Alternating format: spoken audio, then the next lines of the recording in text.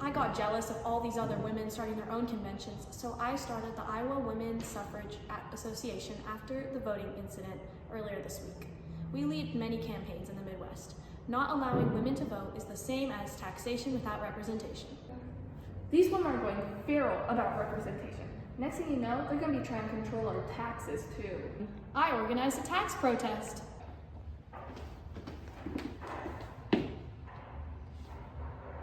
It's the time of the Second Great Awakening, and I've organized many women and slaves to prepare for Jesus' return. Next, we'll end slavery. These women have gone above and beyond to prove their place in society. In 1920, we finally made the 19th Amendment and gave these smart, passionate women the right to vote. They still face struggles in society, but thanks to these women in my office, we are where we are today.